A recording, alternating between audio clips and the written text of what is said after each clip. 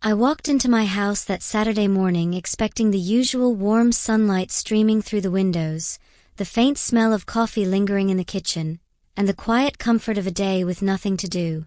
But the moment I stepped inside, something felt wrong. A strange stillness hung in the air, thick and suffocating, like the house itself was holding its breath. Then I heard it, a sound that made my stomach drop and my hands go cold. My husband. My cousin. In my bed. Everything in me froze. Time slowed. I couldn't breathe. I couldn't think. I just stared. My name is Amanda. I'm 32, and that was the day my world shattered into pieces, and the day my revenge story began. If you've ever trusted someone with your whole heart, only to have them tear it apart, you know the kind of pain that leaves you shaking inside. Today I'm sharing a story of ultimate betrayal, heartbreak that cuts deeper than you can imagine, and a revenge so satisfying you'll feel every gasp, every tear, every moment of justice with me. So before we dive in, hit that like button, subscribe, and buckle up, because this isn't just a story. It's an emotional roller coaster you won't forget. It was a warm Saturday morning, the kind of morning that makes you want to linger under the soft weight of your blanket a little longer, where sunlight pours lazily through the blinds and dust motes float like tiny golden stars in the air. Everything felt ordinary, safe, predictable. I had been married to Ethan for 6 years. Solid, steady. Not perfect, but we were comfortable, like two old friends who just happened to share a life. Or at least, that's what I believed. That's what I told myself. That morning he rubbed his temples and sighed, his usual charm a little off. "Think I'll stay home today," he said, voice low. "You go see your mom." I smiled, brushing a stray hair from his forehead. I believed him. Why wouldn't I? Trust isn't just a word, it's a blind leap you make with the person who holds your heart. I didn't question it. I kissed him softly, grabbed my keys, and stepped into the quiet warmth of the morning around 10 a.m., thinking I'd be back in a few hours. Life has a cruel way of twisting the ordinary, though. Sometimes, the calm before the storm isn't just quiet, it's a warning you don't recognize until it's too late. I didn't notice the car down the street at first. Maybe it was the sun's glare, maybe my mind was elsewhere, spinning in small harmless worries about groceries and my mom. But then something tugged at me, a whisper in my gut I'd learned never to ignore. It prickled across my skin, low and insistent, like a warning bell no one else could hear. I turned, and there it was, a white sedan parked slightly down the street. Familiar. Too familiar. My stomach lurched. Jenna. My cousin. My blood. The sister I grew up with, shared secrets with, laughed with, the one I would have never in a million years suspected. A wave of unease washed over me. My hand tightened around the steering wheel. My mind raced. What is she doing here? She wasn't supposed to come over. Was she visiting Ethan? No, that doesn't make sense. Why would she be parked there? Something's wrong. I shook my head, trying to shrug off the feeling, trying to convince myself it was nothing. But the whisper in my gut refused to quiet. And for the first time that morning, the ordinary day felt anything but safe. The house was wrong the moment I stepped in. Not empty, just muted, like someone had turned down the color. The clock above the stove clicked on the wall and the sound felt intrusive, too loud in the quiet. The soup in my hands suddenly felt like a brick, heavy and pointless. Steam curled from the takeout container, and for a second I breathed in the salty, comforting smell as if I could anchor myself to something ordinary. "Ethan." I called, my voice small in the hush. No footsteps answered. No laugh. Just the faint hum of the refrigerator and the steady tick of the clock. I set the soup on the counter and walked, each step soft against the hardwood, like an animal trying not to wake a sleeping house. Then I heard it, A noise that didn't belong in our home, a muffled rhythm, a quick intake of breath, a soft stifled sound. Not the TV. Not a laugh. A woman, a sound that was foreign in my own bedroom. My heart did something strange. It slid between my ribs like a stone. For a moment everything slowed. I told myself to breathe. Maybe he was on a call. Maybe, ridiculous, he was watching a video. My brain clawed for any explanation that would let me slide back into ordinary. My hand shook as I reached for the bedroom door. The knob was warm under my palm, and the wood felt like a threshold to a place I might not want to cross. A small part of me, the part that had always trusted him, wanted to knock to announce myself, to laugh at the absurdity of my own unease. But the rest of me, the animal part, needed to know. I pushed the door open. The scene hit me in a way I hadn't prepared for. It wasn't a single moment so much as a cascade. The tangled sheets, the rumpled pillows, the slick sheen of sweat on bare skin. Ethan, my Ethan, half-dressed, hair mussed, panic already thawing into shame on his face. Jenna, my cousin, the girl who used to braid my hair at sleepovers, frozen, eyes enormous, cheeks flushed. For a second the world contracted to the distance between us. Jenna's breath hitched. "Oh my God, wait, it's not," she blurted, the words tumbling out like someone trying to stop a train. Ethan tumbled after her, a mixture of guilt and fear scrunching his features. "It's not what it looks like," he begged, hands out like a man trying to catch a vase that's already shattered. I laughed. It was a sound I didn't recognize, thin, hollow, like someone else's laugh playing from a cheap speaker. "It's exactly what it looks like," I said. The statement hung in the air like a verdict. He took a step toward me. "Please, just listen. Don't touch me." The words were a whip. My body moved before my brain could stop it. I stepped back, keeping the distance like a fact I could not allow him to erase. Jenna's voice trembled. "It just happened, okay? We didn't mean.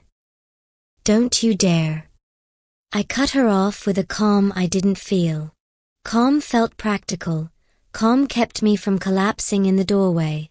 "How many times did you not mean to do this, Jenna? Once? Twice?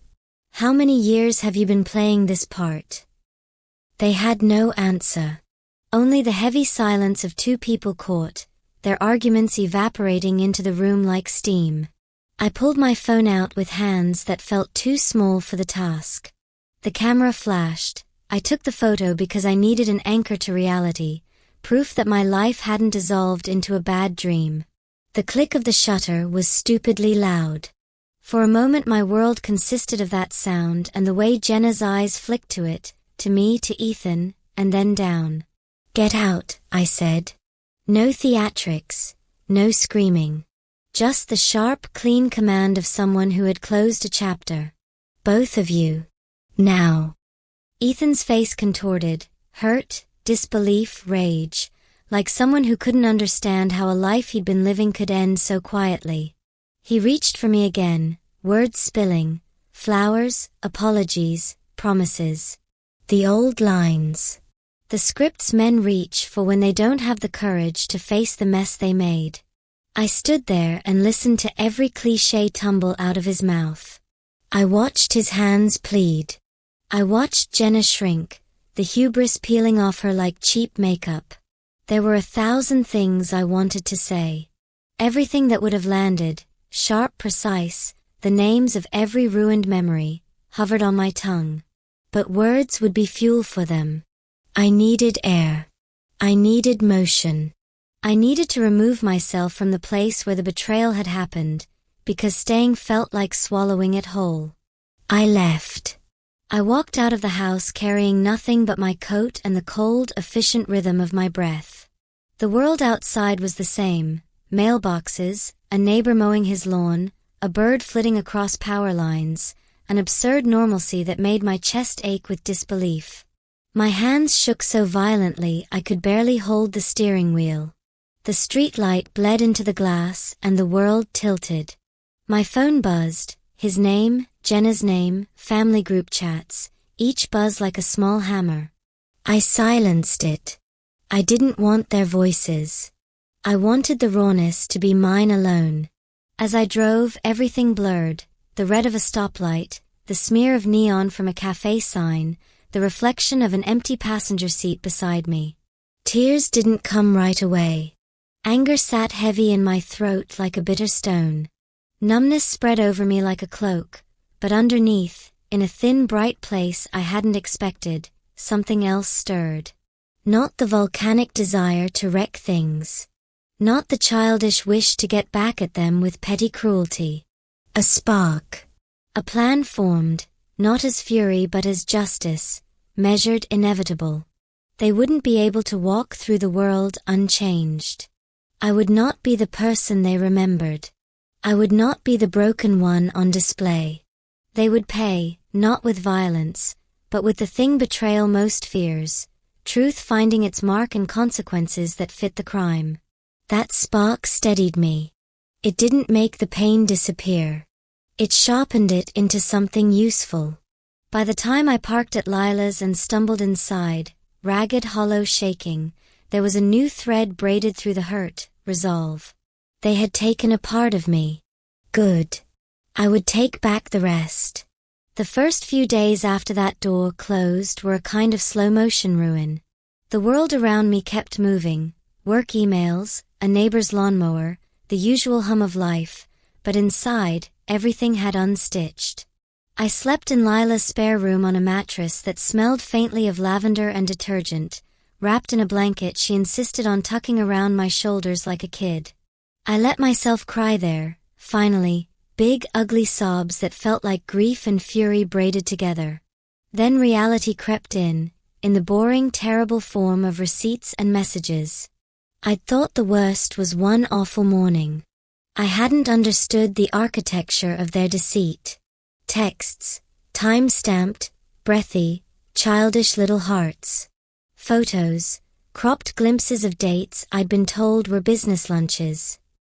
Receipts, dinners at places with names I'd never heard, charged to his card on nights I was out with my mom.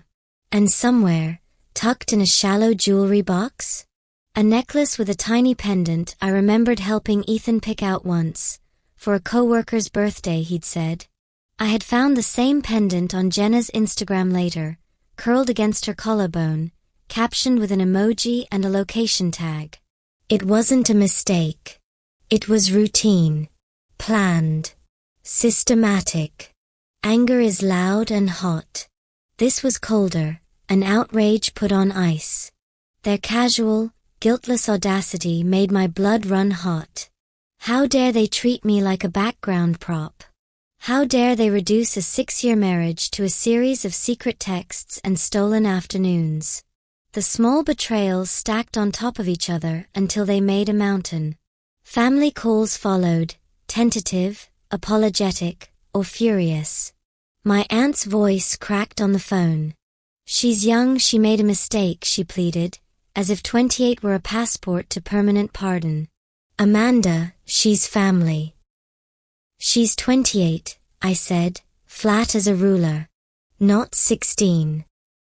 I heard the words land like stones. Then I hung up. Ethan came by a few times. He tried all the classic moves: flowers, a box of pastries, a letter folded into neat, shameful pleats. Once he stood on my porch in the rain, literally, like some terrible screenplay cliché, hair plastered to his forehead, his voice raw. I love you. It didn't mean anything. I watched him as if he were a stranger performing a role. The rain beaded on the petals of the flowers and on his eyelashes. I looked him in the eye. Then why risk everything for it? I asked, and he had no answer. The hardest cut wasn't the sex or the deceit. It was the years we'd shared, the inside jokes, the mundane midnight talks, the way Jenna had once nestled in my lap at family gatherings with the ease of blood ties. Losing that felt worse than scarves or photos. It was a betrayal of intimacy, of history. And then something shifted. Maybe it was the accumulation of evidence. Maybe it was the way their lies looked when laid out in black and white. Or maybe it was a stubborn private decision. I would not allow my life to be defined by their cowardice. I would not be the tragic woman in their narrative. So I began to erase them. I changed the locks first. The metallic click of the new deadbolt was blessedly loud, a small mechanical drumbeat of control. Each turn felt like reclaiming a room of my life. I called the locksmith at noon. By evening the old keys were useless. The smell of the new locks, cool metal and oil, snapped at the memory like a fresh wound, and I liked that sharpness. Next, paint. I chose colors that felt like me, softer, not clinical, warm without being sentimental. I rolled the first coat in long, even strokes. The paint smell filled the apartment, sweet and chemical and strangely cleansing. Each sweep of the roller erased a ghost, the faint perfume stain on a pillowcase, the scuff on the floor where Ethan had once dropped his keys, the dent in the bookshelf from a careless elbow. With every fresh inch of wall, the house felt less like a museum to their betrayal and more like a space I could breathe in again. I packed boxes of keepsakes, photos, old ticket stubs, shared notes, and sorted them. Some things I burned, others I boxed and put out of sight. I didn't theatrically rip every picture in half. That felt like theater. Instead I did small practical things, new curtains, a different lamp, a plant that thrived on neglect. Each change was a quiet re-anchoring. Each small victory was a stitch in the seam of the person I was rebuilding. Emotionally, I oscillated between ragged grief and a surprising calm clarity. I didn't cry every night. Sometimes I'd catch myself smiling, small private smiles when I realized I'd made a cup of coffee and didn't have to share it, when I came home and the apartment smelled like thyme and lemon instead of stale male cologne. Those tiny moments were delicious, proof that life could still hold sweetness. Revenge, at that point, wasn't a shout. It looked like paperwork, papers I was filing, decisions I was making. It looked like silence, no calls returned, no messages acknowledged. I went no contact with Jenna's whole family. Blocked. Deleted. Erased. I let them chatter in their comfortable circles while I rebuilt mine. Inside me, the wound hardened into something like stone, not cold exactly but steady. The first, wild pain had become purpose. And with that purpose came planning. Not a public spectacle. Not petty public shaming. Something with teeth. Something fair. Something inevitable. I lit a candle that night in my freshly painted living room. The flame trembled and then steadied, and I felt the same steadiness creep into me. They had thrown away a life. Fine. I would take my life back. I would not be the one left standing in the ruins. 1 year later, I found myself in a small downtown cafe, the kind with mismatched chairs and soft jazz leaking from hidden speakers. My laptop was open in front of me, the screen glowing with work and the smell of freshly brewed coffee drifting between sips. My life had settled into a rhythm that was mine and mine alone, peaceful, predictable, and free from the ghosts that had once haunted my home. Then I heard it. A voice I never thought I'd hear again, Amanda. I looked up, and there she was. Jenna. My cousin. The girl who had shattered my life. She looked smaller somehow. Rough around the edges. Tired. Ashy, like life had chewed her up and spat her back out. There was a nervous shift in her weight, the kind of fidget that only happens when someone realizes their world has turned upside down. "Can we talk?" she asked, almost sheepishly, as if the world owed her forgiveness. I nodded. For the first time, I didn't feel the usual hot anger that used to rise when I thought of her. Instead, there was a calm that only comes when you know you've already won. A quiet, private knowledge that the universe had done exactly what it was supposed to. She sat down across from me, hands twisting in her lap. I wanted to say I'm sorry. I lost everything. Ethan left me. He's with someone else now. I picked up my coffee cup, swirling the dark liquid with a small, deliberate motion. I didn't flinch. I didn't gasp. Instead I said softly, with the tiniest, sharpest trace of satisfaction, "Karma works fast, huh?" Her eyes flinched, and she winced, a fleeting recognition of the truth she couldn't escape. "I didn't think it would end like this," she admitted. I leaned forward slightly, calm, deliberate, every word a cold scalpel. "That's the thing about cheating, Jenna. You never think it'll happen to you, until it does." She lowered her gaze, unable to meet mine. I could see it, the slow dawning horror of realization, the understanding that her choices had consequences she could no longer avoid. I gathered my things, the sound of the chair scraping lightly against the floor. My movements were slow, deliberate, ceremonial in their simplicity. "Next time you lie down with someone's husband, make sure you're not replacing yourself in the story."